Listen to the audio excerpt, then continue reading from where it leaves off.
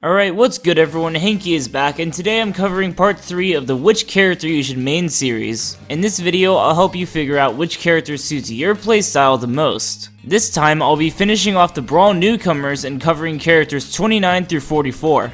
I want to know how I can make these videos as good as I possibly can, so let me know in the comments if you have any feedback on how this turned out. Anyways, let's jump right in, starting with Zero Suit Samus. Zero Suit Samus is known for having some of the cheesiest combos and kill confirms among the entire cast. A few of her low risk, high reward moves, such as her neutral air and down smash, can completely shut down some matchups and make her one of the scariest and most dangerous characters in Smash Bros. History. However, landing these moves against small and or fast characters with good frame data can be difficult, so her neutral isn't the best. However, she has an amazing down special which helps her get out of most disadvantageous situations, so I guess it balances out. But regardless of all this, if you're looking to main her for some of her more aesthetic strengths, go right ahead.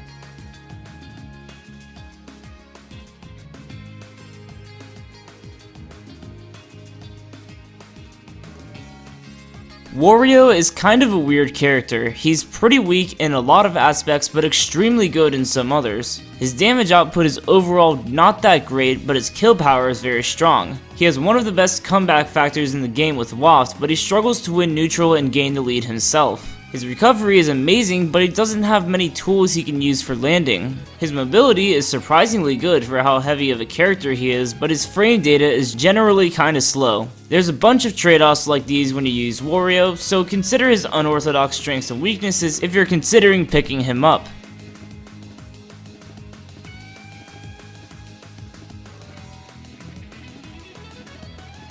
Snake is packed with all the explosives you could ever want a Smash character to have. He was one of the most popular characters in Brawl, so he has both style and a respectable spot on the tier list going for him. Despite being one of the best defensive characters in the game due to his big boomies, he can also play the offensive game with his strong and fairly quick aerials. But wait, there's more! His tilts do literally everything! They're fast, they kill, they do ton of damage, have tons of range, and they're just absolutely insane. So even after the unfortunate nerfs to his posterior, Snake is still a very strong pick for competitive play.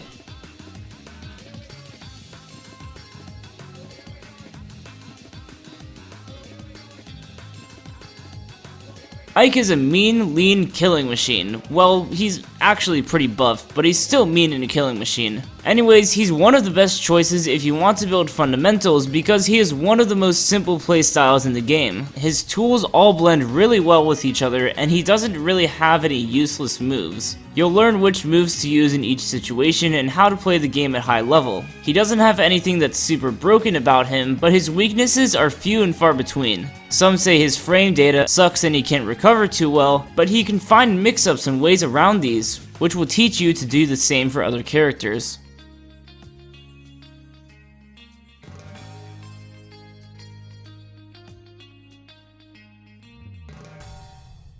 Choosing Pokémon Trainer as a main ensures that you are well prepared for almost any matchup this game can throw at you. Since each of the three Pokémon have different strengths and weaknesses, and thus are stronger or weaker in certain matchups, you can just switch to the one that's most convenient for whichever character you're playing against, or if you want to be more stylish, you can switch frequently between Pokémon when your opponent is trying to get back to the stage, or if you know they're using a defensive maneuver such as an air dodge or roll. Either way, you're equipped for pretty much everything Smash Ultimate can throw at you.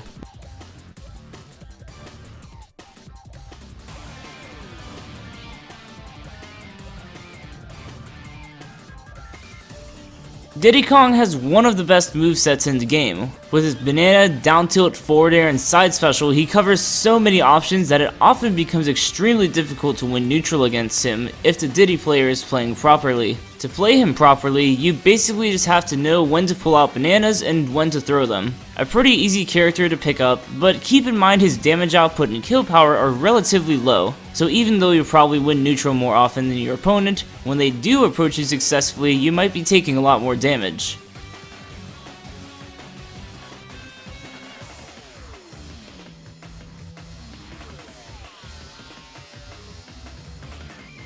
Lucas's main job is to annoy the ever-living crap out of his opponent. He uses a few tools such as his Zair and PK Fire to limit his opponent's options and choke them into making a mistake. He's a bit difficult for complete beginners to pick up, but if you feel like you're a mid-level player and know how to really play the game, this is a great start if you want something without a ridiculous skill floor at top level. He's also a good choice if you'd like to get in your opponent's head and shake up their mentality. I can guarantee you, if you play this character, there's gonna be at least one of your opponents who throws their controller across the room after the set.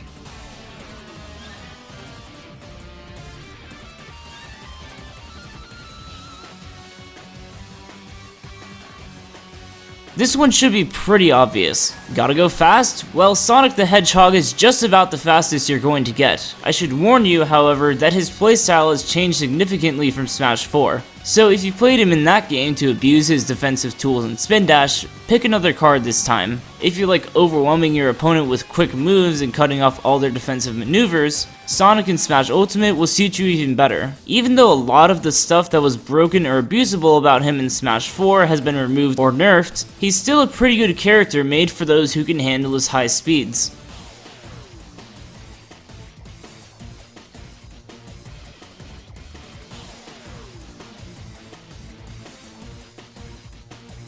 If you look for a goofy, lovable personality in your character, you won't find anyone more fitting than King Dedede. He's so happy for being the arch nemesis of someone as powerful as Kirby. As far as his actual moves go, they have ridiculous power and range, much like most of the other heavy characters, but the difference here is that they last long as well. They cover so much area for such a long time that it becomes pretty difficult to air dodge or roll around his hitboxes if he places them correctly. I'm not really confident about how he'll perform against whoever ends up being top tier in this game, but he'll try his best.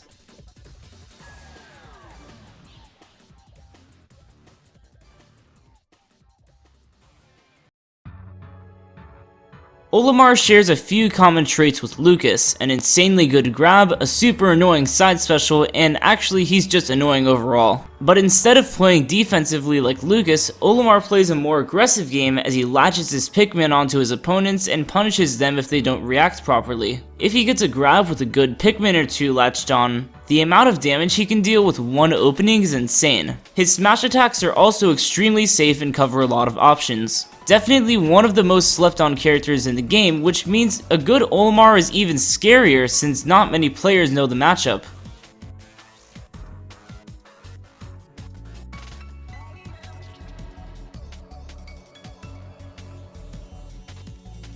If you like your opponents more frightened than frustrated, I recommend you pick Lucario. A lot of you probably know this already, but as he takes more damage, all of his attacks become more powerful, so he's pretty risky to play against if he gets the first stock, or if you happen to self-destruct early. On the flip side, if the Lucario self-destructs early, it can be very difficult for him to come back from that, since he lost all of that potential power. He was kind of a mechanically broken character in Smash 4, but with rage being toned down and hopefully his animations being fixed, I think he'll be a much more balanced character with Ultimate's mechanics.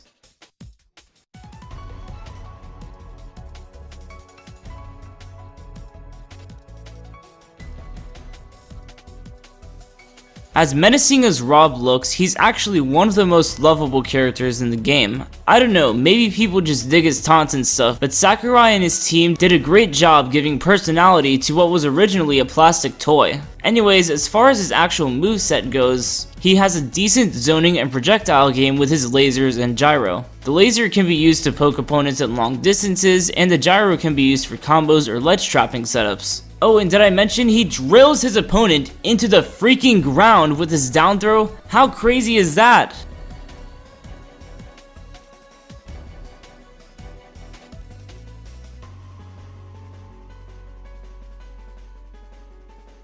Toon Link has something very valuable that a lot of characters seem to lack in this game: a reliable combo starter that works at all percents. He can still play pretty similarly to how he could in Smash 4, unlike a lot of the new character designs in Ultimate. Since his forward air has less landing lag, he might even have an aerial that's safe on shield as well. He could use this to condition his opponent into shielding, which could come in handy when he's looking for a back throw at kill percent. If you like being able to have multiple projectiles threatening your opponent at once, I would go with this character.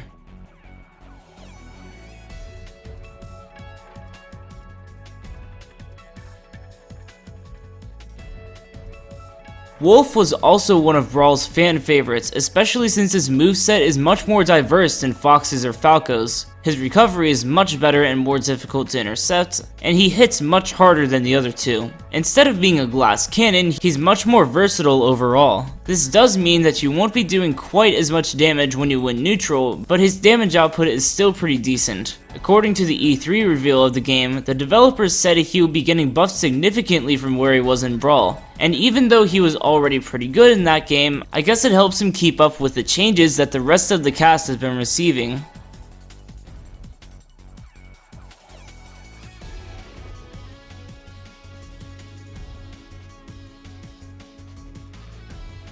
Anyways, that's all I have for today, guys. Thank you all for watching. Be sure to like the video if you think I earned it, and subscribe if you want to see more content like this. I'd appreciate it if you turn notifications on as well. I'm curious to know who you're most excited to see return in Super Smash Bros. Ultimate, so comment your favorite character down below. Sharing the video helps immensely, and if you follow me on social media, it'll help you keep up with what's going on in my life, and anything that concerns my YouTube content. I want to thank you guys for all the support lately. We are already at 11,000 subscribers, so let's keep it going. Anyways, I'll catch you all on my next video. See ya.